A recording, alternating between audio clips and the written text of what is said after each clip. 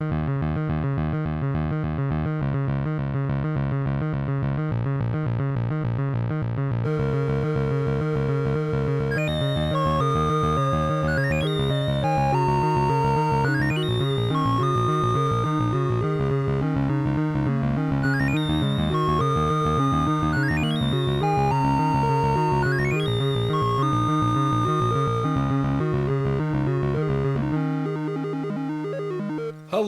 and welcome to the Large and Unnecessary First Player Token Podcast. This is episode 65. My name is Chris. I'm Euan. I'm David. I'm Pawel. So this is a video games episode. How we all doing, boys? I've not seen you for a while. That's how it's done. Well done, Thanks, Chris. man. Yeah. I'm just giving you guys a lesson in how to introduce a podcast. Yes. Thanks. Because what I'm going to do, Euan, is I'm going to put your attempt on at the end of the episode. Oh. Alright, so that everybody can hear. Well, it's like we should be doing different things just because we're different people. Back-to-back episodes. Yeah. You've got bored of doing the intro. I was trying to pretend that we weren't doing back-to-back episodes, alright? But yes, we did just finish recording episode After me 64. having a go at you for telling people how the sausages is made the last time. I've just done it. Enraged everybody. You're letting out all our secrets, man. Okay, so video games, eh? Hey. What do you think of that then? They're alright. I've played a few. Yeah, we've got a few things to talk about here. I don't think any of them are going to take up particularly long amounts of time, but Alright, cheers you. I think the first thing that we want to do is point out that everything I said on the last video games episode was absolutely correct. And Pawel is now going to testify to that because he's played about 80 hours of Divinity Original Sin 2 all of a sudden. All of a sudden. So Pawel, tell us, what's actually happened now that you've... what happened to you that made you want to play this game? Did you take my advice? Did you play past the first bit of the game? I took Chris's advice, I'm ashamed to admit. I don't take everything I said back because I can't remember what I said. But yeah, from my experience, Divinity game is just, in many ways, Elliot, if you've played this sort of team-based, turn-based fantasy RPG sort of genre, Divinity feels a little bit different, and I think it took me quite a while, and in fact it was many hours and many attempts before I've managed to get into it. What? Was it not months? I thought you've been playing this since the alpha or beta or something. Yeah, I was actually pretty high on the list of Kickstarter backers. I'm still waiting for my actual physical stuff, some sort of mugs and or tank cards, cloth maps, and all sorts of other things. You're getting a tankard? Oh yeah. Okay, can I have that? Because you don't... I'll bring it. Those are for beer and you don't drink beer. Did you not mention that last week just so you wouldn't sound ridiculous for how critical you were of the game? That's a valid question. This is the first time I'm hearing of this. You were high on the list of Kickstarter backers, and you were awaiting a mug for a game that you were... Listen, Euan, right, this doesn't surprise me really. I get emails quite often from Kickstarter saying that Pawel Daruk is backed such and such. Right. And it's just getting tedious the amount of stuff he backs without researching any of it. He's a heavy hitter in the Kickstarter world. Okay, let me put it this way. Firstly, Chris, you actually got the Steam code for this particular game from me ages ago. Divinity? Yes. No, I didn't. Yes, you did. I bought this. No. You never gave me the Steam code for this. Just search through your Facebook messages, man. So you maybe never activated it on Steam. I don't think I did then. Because I went for the actual pledge that gives me 2 codes and a lot of other stuff. Are you telling me I spent money on this unnecessarily? Yes. Why did I not remember you giving me a Steam code? Secondly, I think this is a lie. Just go through your Facebook messages, man. Secondly, How long ago? Oh, that was like at least a year ago. I'm going to look this up. Secondly, you guys keep going with the podcast. Okay. As I've been enjoying the game and finally learned to enjoy it and playing it through, and this is actually a nice soundtrack. this is cool stuff. I want to learn more. I sort of remember seeing somewhere or wanting a lore book from this world. Did I take part in the Kickstarter of this game? Oh, I did. I had to check, and I've realized, you know what? I've not even given them my shipping address, so I've not received my swag yet. But apparently, it's on its way. So, yes, we've spoken extensively about Divinity already, but it's such a massive game, it's difficult not to keep talking about it. And previously, yes, I kept essentially making character, trying to get used to the starting bits of how you play this game and how this game presents itself in terms of both mechanics and lore, and something wasn't clicking. And I'm going to say not everything clicked with me, but because this game has a very high addictive factor, at some point you just start playing it and you just keep doing it, which is what I've been doing for the past, I don't know how many, 2 weeks now? Having a lot of fun. I suppose once you finally start playing it and developing your characters enough, you realize that your starting choices don't matter that much, because the classes that you might initially feel tied to, that's just a starting set of your abilities and skills. As you develop your characters, you get just about any skills you need or you find useful in order to develop the synergy between various characters in your group. And likewise, some of the teammates you will meet on your way will be more or less likable, and as you get to learn them, and along with them, the very peculiar way of storytelling this game has, you might actually develop a sort of liking for some of them. Don't develop liking for all of them, because... Okay, which ones did you like and which ones didn't you? Because some of them will not survive. Spoiler alert! Which ones I went with? Yeah. I went with my man Euan. My man Euan okay. That's the father figure in the group. To be fair, I sort of tended to gravitate towards characters that seem to be more connected with what the game is about, or the setting is about. And Euan is definitely very closely related to the main plot as such.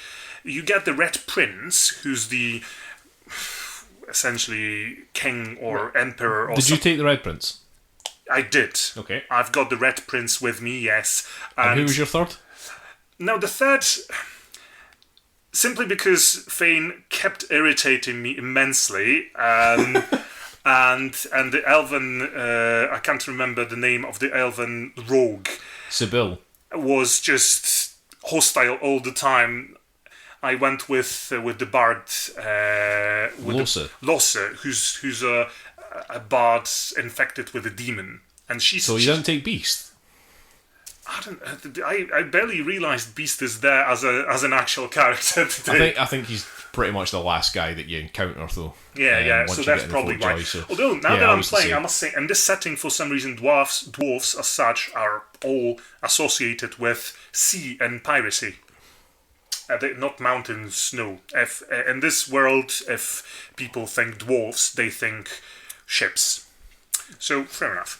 So that's kind of irritating. I was hoping you would take a completely different party from me. Are you playing as your own character? Yeah. Because, I've taken the Red Prince, and I've taken Euan, and I've taken Fane with me. Can I just say, I actually regret not having Fane with me now. Why is I'm that? not going to say why. Ah, right, okay. Did you find his undead city? I am going to say... I've got the Face Ripper and everything for him, but yeah, he's gone now, unfortunately. Well, the party you pick and you sort of invest yourself in is the party you're gonna stay with. You, after the first chapter of the game, you can't really pick other companions. Those characters are there with you purely for the actual, I suppose, voice work and stories behind the characters as such. but classes for them you can fully customize at the very beginning. I think we may have mentioned this. Unlike in other games of this particular type, you meet a potential companion and you do invite them into your group, and then they essentially ask you, listen, I'm actually a warrior, but what do you want me to be? And you can actually tell them, you know what, you might be a warrior, but I would rather have you cast magic, and then they'll join your party as a mage or whatsoever. Any class, any starting class you yourself could have chosen when you were making your own character, these companions can take. Is this a good feature, Pawel? Yes and no. It's a good feature from the strategic point of view, but as I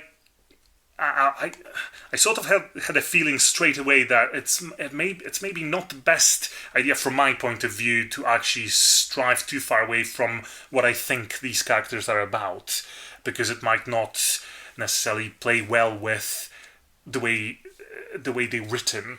And as you go through the game, some of these characters which you may have chosen, like I've decided that Euan will be a knight because he actually served in the army, and he served in the Divine Order. Spoilers. That's not much of a spoiler because you find that out right at the start, pretty much. Well, there you go. Yeah. But Euan originally is supposed to be a huntsman, I think, or some sort of rogue. He's a wayfarer. He's a ranger, basically. Yeah. So essentially, he's supposed to be shooting things. And as you go through the game, you might get a tiny little bit of his side quest that's giving you a crossbow. You don't get a choice. You don't get a weapon for a knight or whoever you chose. If he's a mage in your particular party, he'll still get this crossbow.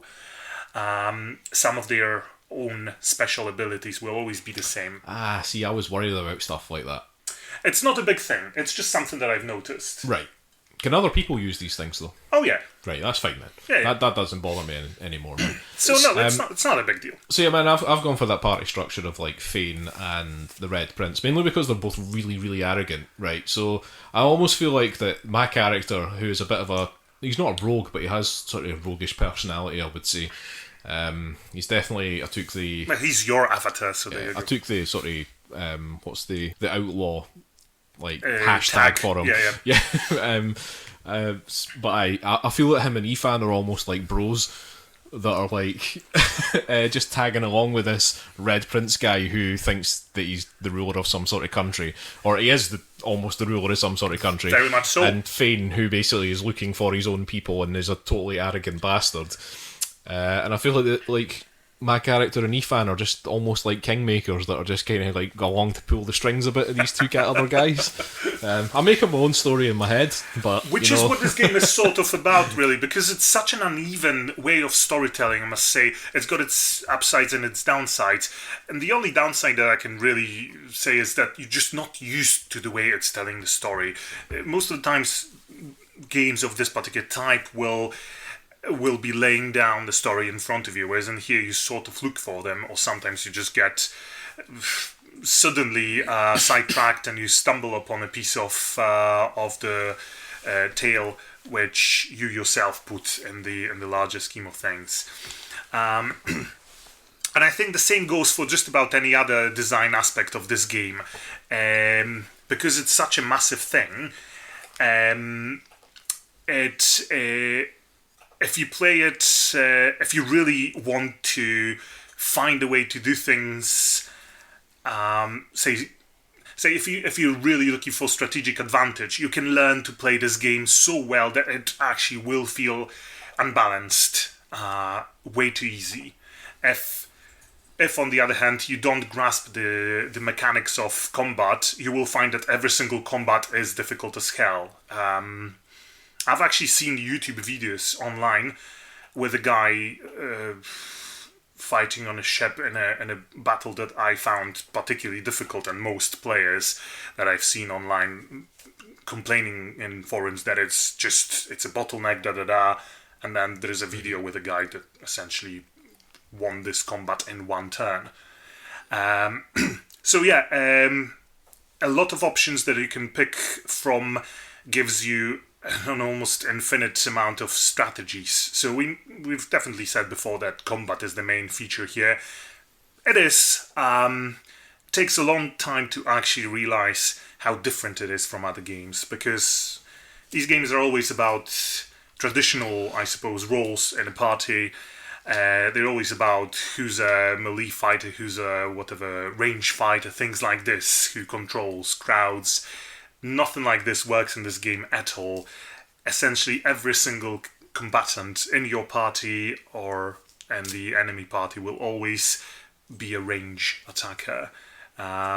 So everything you do, from crowd control point of view, from the tactics you put together, just works completely differently. And I think this is the aspect that took me quite a while to get used to, simply because I've played so many of these games before. I was just set in my ways. Yeah, and I think that was the problem. Well, we agree Pawel was the problem. Yeah. I was the problem, yes. Have you made your peace with the theme at all? I believe you were quite disparaging of this game in the... called it a fairy tale at one point? Have you connected with it? They tried to get up the nose of Star Wars fans as well. Like, yeah, that was a nice sidetrack, wasn't it? Yes, yeah, I'm quite proud of it. Yeah. Yes and no. I'm gonna say. Don't say that. I knew that's what you were gonna say. I'm just gonna say. Stop sitting on the fence. I've been playing this game for 2 weeks. It's not something that I would, pick up an actual novel and read and invest myself in the world. There are worlds but out the there. difference is that nobody's asking you to do that, though. But this is what I do when I play such games. If I play Pillars of Divinity, Pillars of Eternity, you did this in the last episode. Curses, Pillars of Eternity, I am genuinely interested in the world, whereas this game does it slightly differently. It doesn't matter. Right. I really hope someone makes a game called Divinity of Pillars. That would be amazing. I would get completely confused. Simulator. Right, so just to summarise, I was right. Partially. You were right. You were right. This. I had to start actually. You had to actually play the game. Yes, go further than just a bloody beach, because I kept after the first 2 fights, I kept thinking, you know what? No, that doesn't work. I'll make a different character and see if I can actually. See if the story will change. No, it was mostly about combat. I didn't comprehend what this thing is really about. Story itself, yeah, you just, I suppose, at some point get used to it. And by the way, I mean, you say that like all combatants, I'm not just pulling you up or something here, but all combatants, they become ranged fighters pretty much in this game. You don't actually use attacks in this game, you only use skills. You might use an actual weapon attack from time to time. Because I do find that quite a lot of the enemy characters will run at you and they will try and start chopping you to bits. And I've found that it's been quite effective to actually just create like choke points and then stand my tank in the middle of it. Because the attacks the opportunity that your tank will get on all these people trying to run past them. Lovely. Really, Anytime really effective. You can get a cheeky There's all these free tactical attack things you can do in these games. Oh yeah. Don't get me wrong. When I say everybody's ranged, I don't mean there's no tactics. I don't think I've ever played a game of this type that would be as tactical as this game. It's just the tactics in it are initially very alien compared to most of these games. I would agree with you. But other than that, so many things. And again, surfaces, even if you think initially that you've sort of got the hang of what all the surfaces and surface manipulations in this game are about, then you realize it's not just water, oil, fire, and I don't know, electricity, because then you get clouds of various elements and cursed versions of them, hellfire. I love hiding in steam clouds. Yeah. I think that's just a really effective thing. It's like people are trying to shoot you all the time. Just create a steam cloud and stand in it. Took me ages to realise that in this game it's not just a side effect. This is actually one of the main components of your tactics. You have to use all these things. Because nothing will protect you as well as steam. No spells that would actually increase your defense will protect you as well as the simple fact that if they can't see you, they can't hit you. Used a skill to transmogrify a given surface. teleportation as a single most useful spell in the game, and a source of endless fun. Oh yeah, totally. Things you can do with it. And this is another thing. Most of these games you need to pick a lock. Or sometimes you need to pick a lock whilst hiding from a guard, which is a challenge. In this game, you may want to do it, or you may want to just stand somewhere, teleport a chest away from this person someplace else, and open it when nobody's looking at you. Sorry, yes, you could. I think we're starting to repeat things that we said last time. Anyway, you covered a lot of the mechanics, but we have covered a lot. But I mean, again, in summary, I was right. I want you to answer the question. And without giving too many spoilers, the game Divinity... You are a politician, you know that. No, I'm just not trying to spoil the actual storyline, but it's... like Chris's Paxman phase. Original Divinity... Divinity. I've attempted to play, and as soon as I reached a goblin that started saying something about the end of the world and time, I just couldn't play it anymore. I'm enjoying this game well enough to turn a blind eye at this, because unfortunately that's exactly what's happening in this game as well. Gods and everything. I mean, if you're saying I don't really want to keep continuing down this road, but you're saying you want to turn a blind eye to it, that would suggest that you're still not connecting with it, really. Is it right? So, just answer one question quickly. Sorry, are you actually getting into this game because of the gameplay more than the setting? Because that's an unusual thing for you in itself. That is true. There are parts of the story which I connect with more. Right. Like the Magisters and the foul magic and. But are you seeing this as more of a tactical combat game rather than a story game? I'm interested now in my companions well enough to see where it's going. Right. Okay. Right. That'll do for me for now. I've carved enough of a story for me to be interesting.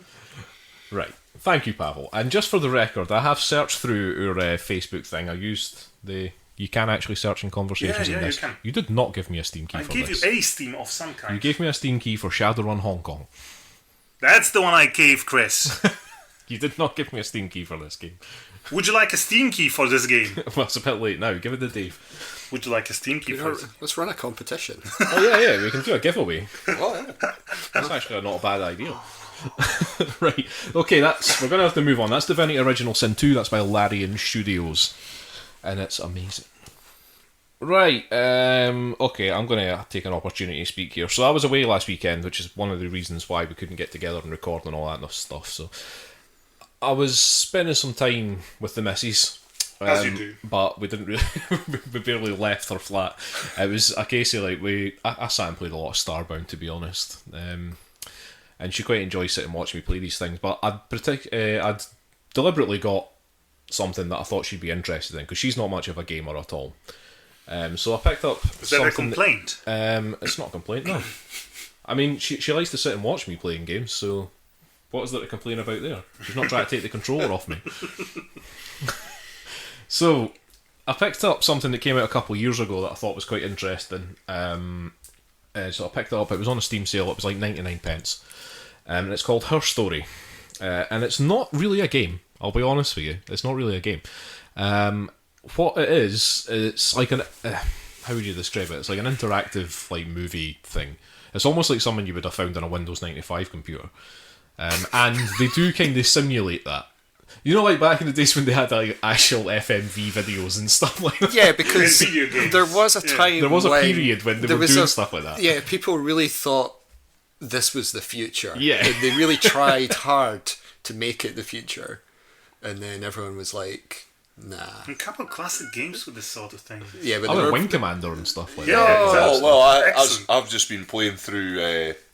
the original Command and Conquer and Red Alert, and that's full of them.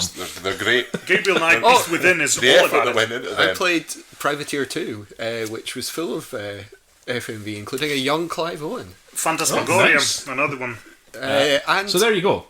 Many more. Yes, there you go. So there are a lot of games in the 90s that used FMV and thought that was the future.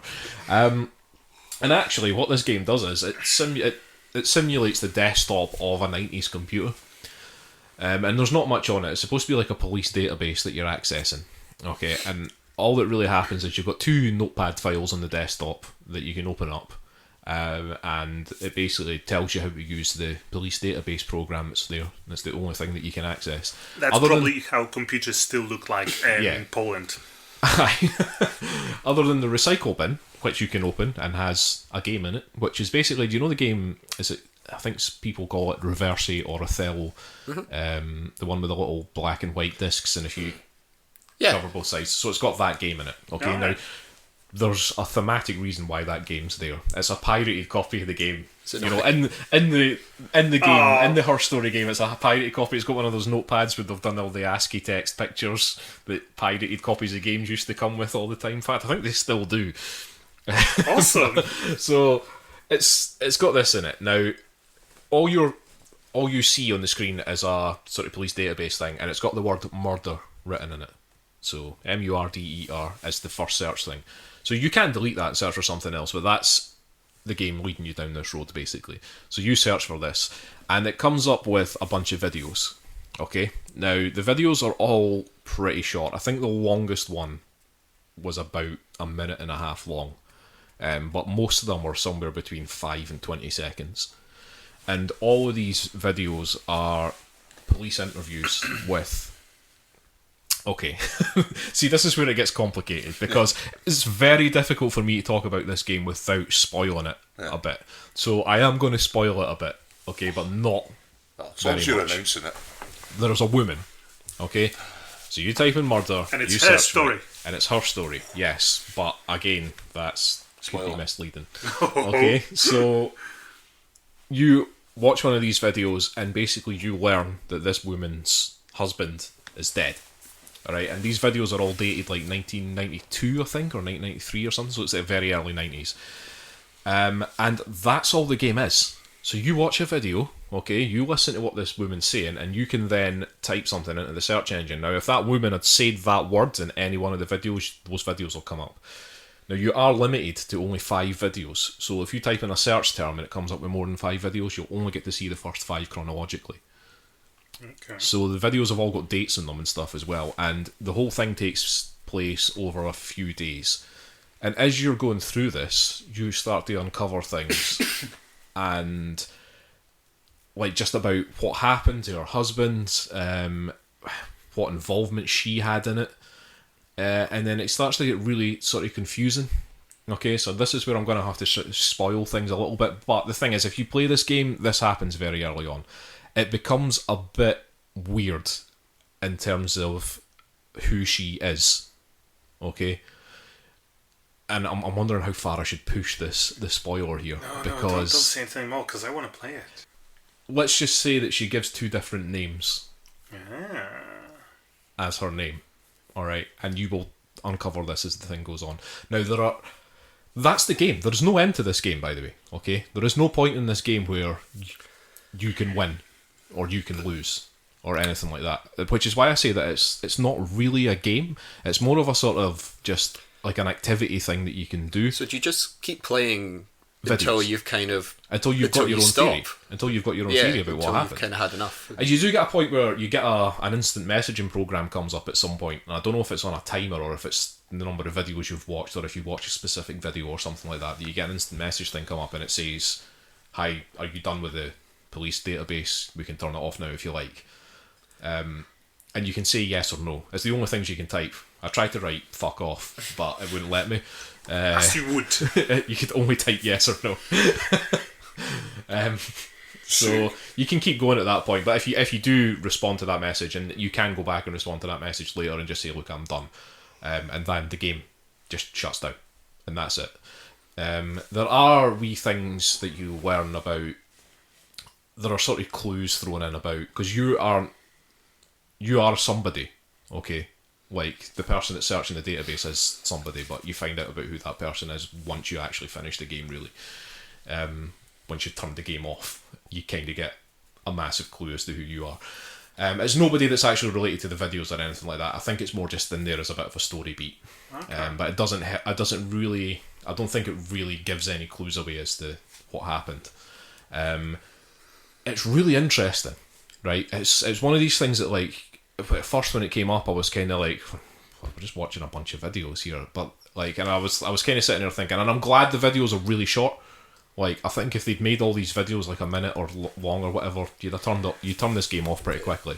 But because they're really short, and because the woman that's being interviewed, the actress that's playing this woman, is actually really good at what she's doing, it keeps it really interesting. Because she's the only person you see. You don't hear any policemen speaking to her or anything like that. It's only her. And there are so many theories on the internet about this game, okay, about what happened in the story, and so far the designer, it's a guy called Sam Barlow. He, I think for the last time I checked, which to be fair was a few months ago, but the last time I checked, I think he said that nobody's got the theory right yet, and he's not actually going to say what the actual story is. He just wants to leave it as a big question mark, basically. But he has an idea of what he... Well, he wrote it. Yeah, I suppose he's like, right, this is definitely that. He is working on another game, which is going to be in a similar vein, apparently. I don't know when it's going to be out, but apparently it's going to have multiple actors, and I think he's actually going to try and get some actual name, like big name actors to actually be in this game, I think. Okay. But it's such an interesting concept. My girlfriend got really obsessed with this, like to the point where she was angrily looking things up on the internet and arguing with people. That's not like physically going into forums and typing things there, but she was sitting there looking at her phone while she was looking at these things. Like, that's wrong. That's stupid. And even days later, she's still been sending me stuff to do with this thing, and I'm like, we've been having conversations about it, and it's like, oh yeah, like that's really interesting that you come up with that. That's a solid theory. Like I totally agree with that. Or oh no, we discounted that because in this video she said this thing or whatever. You'll have conversations about this game for ages afterwards if you play it with somebody or talk to somebody who's played it. We have our own. We have a theory about it, and it's one. I think there's two main theories about the woman herself, which I can't really go into any details of, obviously. But there are two main theories, and one of your theories fits into one side of that whole thing. And I think a lot of the arguments you'll see in forums and stuff are the people from both of those sides that are just smacking heads with each other, saying, it can't be that. It can't be. Because in this video she did this and blah blah. I mean, how old is this game? It's only 2 years old. It came out. I was going to say, because it's like, it does seem to fit in with all like the current sort of vogue for procedural mystery things, and like, making a murderer and serial and all that sort of stuff. I imagine fans of that would probably enjoy something like this. I remember hearing about this game, let's say 2 years ago, quite some time ago, but I think I presumed that the videos would be much longer. Yeah, so did I. And that's why I didn't pick it up. Originally never, but it was on Steam sale recently, and it was 99 pence. Exactly. Did you grab it? Yeah. Okay, cool. Give it a go, and then come back and we can talk about what you think. Question: are there subtitles? Yes. Excellent, because that's sometimes... Yes, all the videos are subtitled. Cool. And like I say, when you're actually searching the search engine, you're actually searching for words that she said in the videos. Yeah. Sit and play it, maybe play it with your wife or something like that. And that's because like I say, you can play it for an hour or two and come up with a theory. Because it only took us about an hour or two to play through the whole thing until the point where we were content that we'd seen enough. Whether we'd seen all the videos or not, I don't know. I did get. Did you wave the game away like a sort of like an old judge? I've seen enough. Yes, that's plenty. Take them away. I don't want to be bothered. So yeah, hopefully I haven't spoiled too much of that there. But it's really difficult to talk about a game like that without ruining everything to do with it if anybody wants to play it. But yeah, Pawel, go off and do it, and I don't know, maybe we can record a sub-episode where we only talk about that. Yeah, I just have to first stop playing Divinity. What have you done? I've even stopped playing like Destiny, all sorts of things like this. Oh man, don't. It's just Divinity now. Yeah, I've been having that problem as well. I blame you. But I'll get onto that later. Anyway, that's her story, which is by Sam Barlow, designed, developed, published, written, all that stuff, all by the same guy. You can get that on Windows, Mac, OS X, iOS and Android. So, moving on, Euan, talking about 90s and games. You've been playing one of the best games of all time. Yeah, it doesn't have any FMV sort of acted videos. There's a little bit of CGI. 90s yeah, I've CGI. been playing the original Fallout. Ah, yes. Back in the day. The old good hats, choice. A good the old choice. hats getting out their willies and waving them about. Yeah. Well, you pointed out to me the other day that it was on Steam for like a one day only. I think it was one Saturday a couple of weeks ago. Aye. It was free. Aye, and I thought this looks like a laugh. I'll get in. And it was weird. I don't know what kind of tune, because I played Fallout 3 and New Vegas. Not played any of Fallout 4, mainly because, as you know, the other two games I enjoyed enough, but I wasn't really that hooked into them. You know, they were. But they're very different from the first and second Fallout. Yeah, they are. But like playing this one, I can see all the stuff that they've taken. Like Bethesda have they've been quite faithful to how the original game worked. All the bartering system and everything like that. But I've just been really enjoying Fallout. An absolute classic. It's a lot of fun, and I've tried to avoid the trap you had with Divinity of going back and tweaking my character build, because I did alright with my first one, but then I did restart again just to change a couple of things. I actually made quite a vanilla character. I was like, I'm just going to take off all. I'm not going to bother with any of the optional traits, because I just want to see what's worth having, and then I can maybe go for something a bit more. Because I think the first character, I just chucked on a load of the optional traits, which can make you good in certain areas but really bad in others. Aye. So they're about specialising. I was like, well, I kind of just want to see what's even... Because I was actually struggling a bit with some of the combat with the character that I took. So yeah, it's classic. It's the Fallout. You're in nuclear wasteland, sort of post-apocalyptic barter towns and junk towns and general raiders and whatnot. All the classic things. All the Mad Max. But they are, all the Mad Max stuff. They are classic because of Fallout. Fallout and Mad Max are the two pillars of post-apocalypse. Well, you can kind of see more of the Mad Max influence in Fallout than the sort of the later Bethesda sequels. Which again, I think part of the thing that I was thinking about the other day that I just didn't really get on with Fallout 3 as much as I played it. Just the look of it didn't really do much for me. I remember just thinking it was all. I mean, I guess it's wasteland. How do you vary the look of wasteland? But that's the thing. It just, the monotony of it grinds you down. And there's this I found in its old classic 90s video game style has a bit of like character to the different places you go. It's colourful. Yeah, in the sort of within the metaphoric sense. Yeah, within what it can do. It's quite tongue in cheek in places. That game. It really is. Yeah. Aye. The first and second, well, in particular, the first one I think was a wee bit more light-hearted than the way it presented itself. Yeah, a bit more silly in places.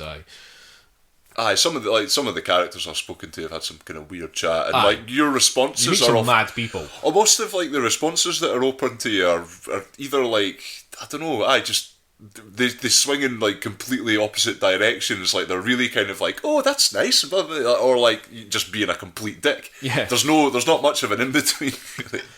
Really.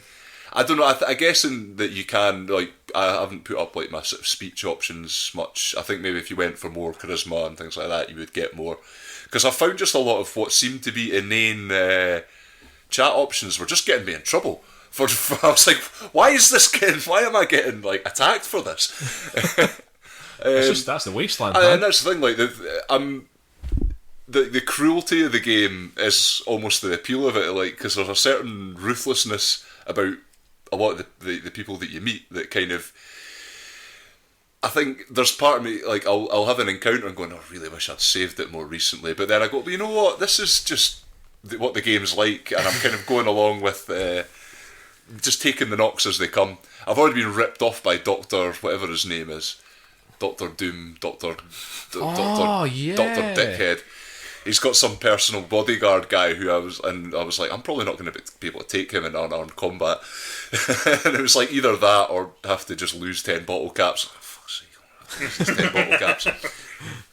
See, there is almost a cheat way of playing for the Fallout games though, which is just to put loads of points in gambling at the start of the game, and then the first casino that you come to, everything just keep going, because it basically just means that you'll win shitloads of money.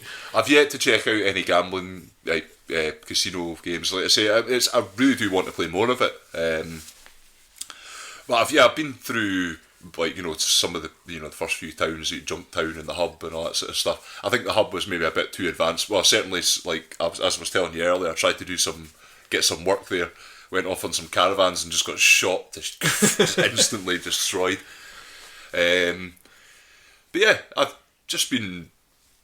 It's weirdly the things that have been sort of drawing me back to it is the gameplay or the reminders of the gameplay from Fallout 3 and New Vegas that were like, all right, I get how this works, how this whole world works, but it's kind of the setting that they've created for the original game is somehow more fun to play. But I mean, it's quite well. It's obviously it's very different from the Fallout 3 and all that. But I mean, the combat in it's all very tactical. Yeah, as for a start, it's not like just first person shooter stuff that Fallout 3 turned into. Yeah. It's it's much more like XCOM style, or even like Divinity style, with just that sort of turn-based, that's action points and everything. It's all just isometric, and that was like, I remember like when I was a kid and I first got that demo thing for Fallout, and I'm sure I've mentioned this a billion times, but that was the thing that just really blew my mind about the game. It was just like, shit, I can I've got action points and I can run around and I can tactically hide, go behind this wall or shoot somebody and go behind this wall, and then they've got to chase me and all that. Yeah. And I was just like, this is incredible. This is an amazing system. And I think it still holds up even now. Yeah. I still haven't really got to grips with the full depth of what you can do in combat. But I'm starting to I'm considering picking up my first follower. Oh yeah, because there's the guy Euan.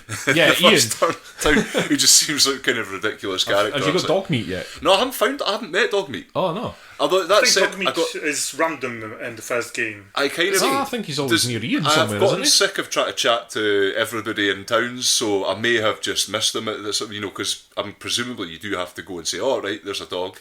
Yeah, it's sort of things around. You can get him really early because I remember. I remember you saying, and I was like, "Well, I've yet to." One of the things was trying to keep him alive till the end of the game. Yeah, it's difficult. Big tusk.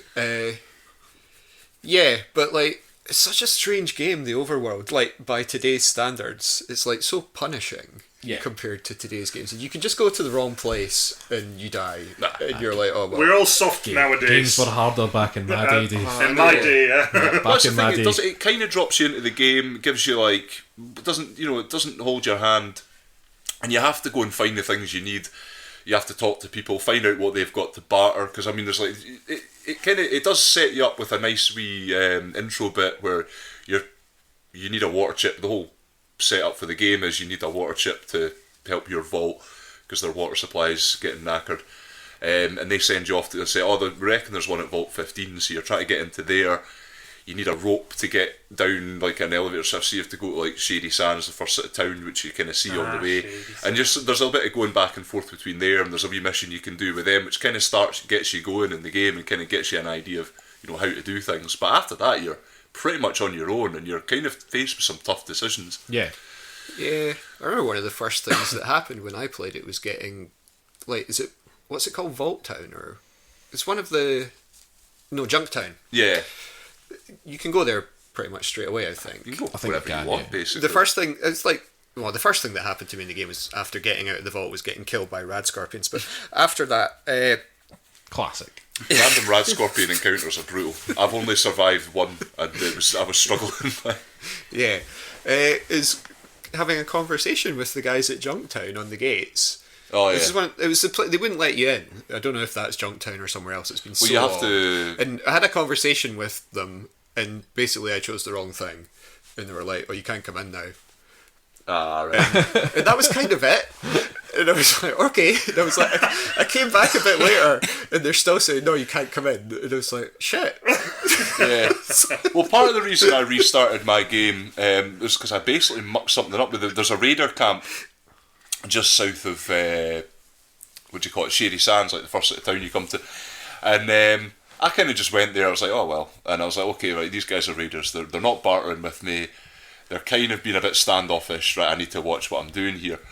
Put me, put all my weapons away and everything. But everybody just chatted to me, so I was like, okay, well, I'll go. And there's a main central building.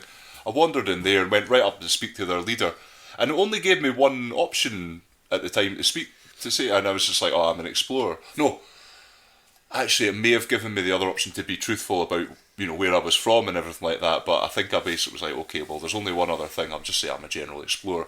And he just went, well, we can't have that, can we? And just everybody in the camp just went for me, and I had to run away. I managed to escape without dying, and every time I came back they weren't instantly out to kill me, but they were all milling about at the bit where I ran out of fucking camp, so it mucked it all up. That whole aggro thing where suddenly everyone wants to kill you, and they'll have like a red outline. Yeah, that's right. Suddenly everyone has a red outline, an entire town, and you're just like, I have just decided I'm going to go back and just slaughter that raider camp. Though I got a couple of grenades. I love the animations you get from the guys that don't want to be involved in the fight, and they run away with their arms up in the air and stuff like that. Like, I used to get my kill at that every time. I guess a bit annoying when there's 16 of them on the map and they get a turn every time, and you're all just running away. Just stop it. Same in XCOM, all the time civilians running around with the arms. The other animation I love in the original Fallout is when somebody uses a burst fire Uzi or something on somebody. Have you seen this yet? No. Oh no, it's beautiful. It's a beautiful way for somebody to die because they literally get torn apart by it. And ever since then, Fallout games always have a specific perk called Bloody Mess. Yes. Yeah. Well, that's in the first one. Yeah. I didn't like the Bloody Mess perk in the first one because you didn't then get that Uzi death. They just exploded in a massive pile of blood instead. Aye, because I think we're getting a bit grim here, but yeah. Well, that was the thing. That game was designed for being replayed. Yeah, and it goes back to what you were saying about maybe not choosing all of these things the first time you play it, because the game, if you change your charisma, the thing that affects your conversation tree, if you set that really low, it's very different from when you set it very high. But that's the thing. As I'm going through the game, I'm now finding myself. I'm persevering with what I'm doing, but I'm also kind of thinking in the back of my head, okay, these are other character builds I'd quite like to try. I want to see different ways of doing things. I mean, I guess that's always been... Because it's not as long as playing Fallout 3. No, nowhere near. So you can play... And obviously back in those days, you did replay games because... There weren't as many games. There weren't as many games. They were expensive. If you bought something, you wanted to get your value out of it, and I guess they were kind of designed with that in mind a bit more. I played Fallout 3. I had no desire to ever play it again after I finished it. And that's the thing, like, because I never finished it. You didn't miss much, but New Vegas I played New Vegas as well, and it's like there's all these like different paths, conversation paths. It's like, I'm not going to go back and do this again. It's like I mean, we like New Vegas, I did have a lot more fun on. It's better. That's why destroying the Kaiser's camp was amazing. Was fun. So much fun. I mean, the stuff that because I was playing it with our mutual friend Neil, and we were like, because you can go into the camp even after you've like fucked up the guards outside. You can still go into like the Kaiser's tent and have a chat with him. And he's basically like, come on, you want to join me? And you're like, yeah, fine.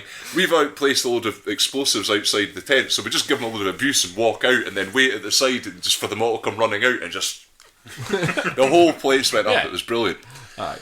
There were some fun things that you could do in the Fallout 3 in New Vegas and I definitely remember that were hilarious. Like the characters and sort of a lot of the places, a lot from New Vegas, a lot more than I did Fallout 3.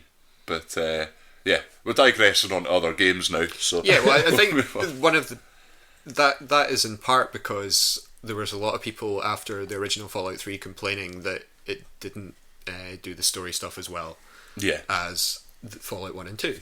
Particularly the ending, the way the ending is handled was a bit crappy in Fallout. I don't think I got to the ending of Fallout 3.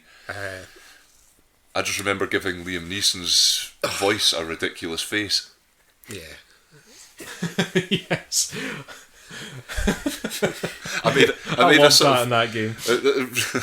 A basically Asian American with a kind of concave face and like a huge nose. It looked utterly ridiculous, annoying the guy I was playing with it quite a lot. But it forces the game to make your father look roughly similar like to that as well.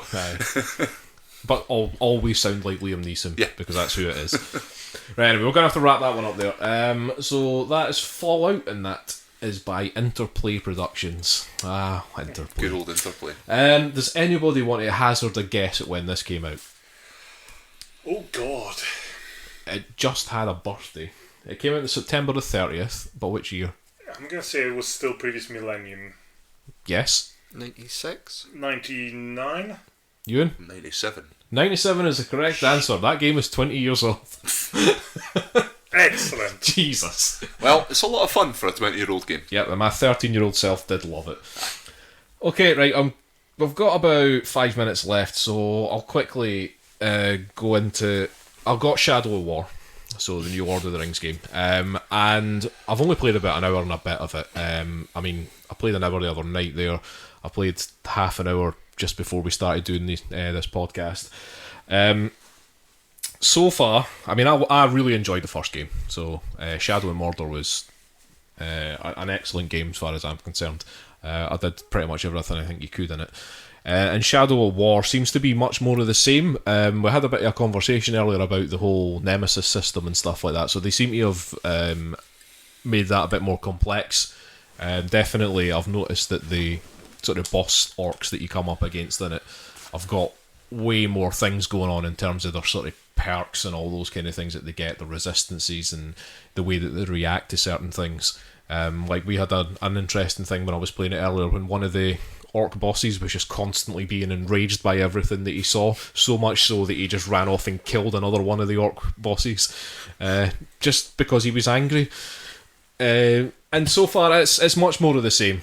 I haven't seen any difference really from the first game so far, but I'm assuming that the more I play it, the more things are going to change because, I've heard that there's a lot more complexity to it and depth to it than compared to the first one.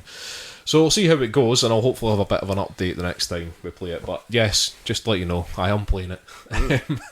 It did just look like classic Shadow of Mordor. It did look Shadow of Mordor. One of the things that's quite interesting about it is that the first bit that you kind of come into after you do the whole introductory bit is Minas Ithil, which is a Gondorian town, and I completely blanked on the name of it because it turns into it's actually in Mordor because it's set before the actual Lord of the Rings stories and stuff like that. So it's an actual town that's Gondorian town. It's in Mordor, and it becomes one of the orc strongholds, and I can't remember what the hell it's called. Oh right, yeah, I vaguely remember that from. Yeah, but yes, it does mention the name of it, and I can't even remember. But yeah, so it's quite interesting because there's an actual town, and it seems that you get money in the game, and you can actually go to the market and spend this money. And there's a bit of a thing in this where you can spend real life money to actually get equipment and stuff, and it's getting a bit of criticism for that. I'm not going to do any of that shit. I'm a hell spending any extra money on anything like that.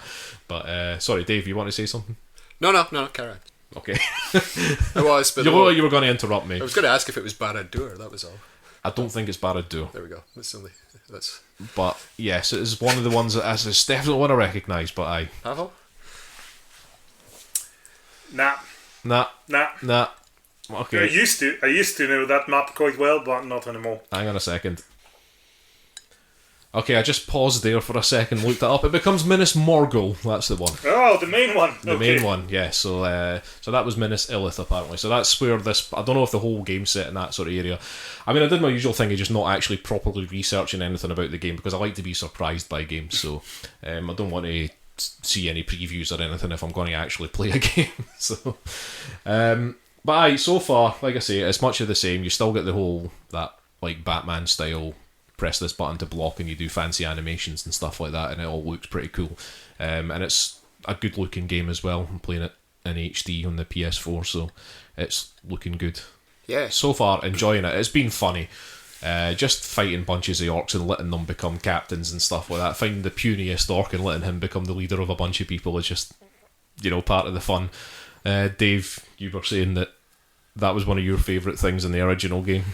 Yeah, it was like I said, you start out slaying orcs, and then after a while you have favourites. Yeah, you become it becomes Orc Curator, the game, where you sort of shepherd and groom your favourites for greatness, whilst weeding out the sort of less adequate ones. And Pawel looks horrendously offended by this. Pawel, for some reason, is horrified by this concept, and we can't quite figure out why.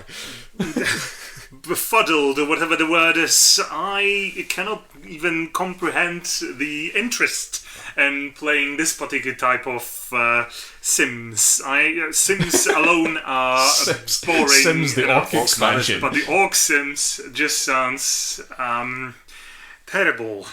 I personally believe that Orc as a concept is the worst possible kind of henchman you can come up with. And the whole idea that they've got captains offends you, doesn't it? No. The fact that a game can focus its attention on orcs so extensively is just so strange to me. I don't see the appeal in it at all. Well, you didn't see the appeal in Divinity 2 either, and I changed your mind about that, so...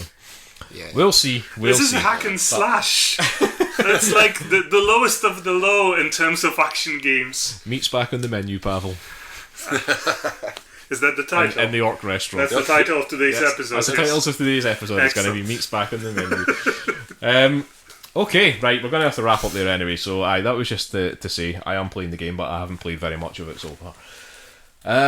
Right, episode 65 done. We will give out our internet stuff, so our email address is firstplayertoken@gmail.com. We are on Facebook, Twitter, SoundCloud, iTunes, YouTube. We have a website, we have a PSN community. Those are all the large and unnecessary First Player Token, or just First Player Token, that's FIRST.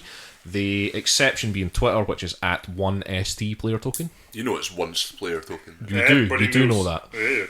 We have a Discord, that's discord.me/First Player Token. My Twitch username is Unnecessary Chris, if you want to come and watch me playing some video games. Again, we're playing Starbound. We're still playing Starbound, and Dave gets really excited about it. Chris and I have got chickens. We have chickens. We've ascended to level 5 middle class. Yes. We're not just talking about chickens, we actually have them. I'm just looking forward to chickens anymore. And Dave has a fountain in the sky. He's made a nice park in the sky with some rainbow wood and stuff. It's all very fabulous. Yeah, my chickens live in the garden, Chris's chickens live in the toilet. No, they live in the crypt.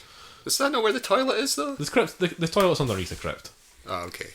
Yeah, come and watch us on Twitch and you'll see what we're talking about. And we are part of the Podnos Network. The UK's leading entertainment podcast network. Thank you, Euan. Any updates? Much the same as no new podcasts or anything? No, not recently. No, we haven't taken anybody on in a while, have we? No, well, maybe it's time to consolidate and improve and bring through, good luck. And mentor. But yeah, still well over 30 podcasts for you to check out. Thank you very much. Go to podnos.com if you want to have a look at that. So we will be back next week with our board games episode. Until then, thanks for listening. Bye. Bye. Bye. Bye.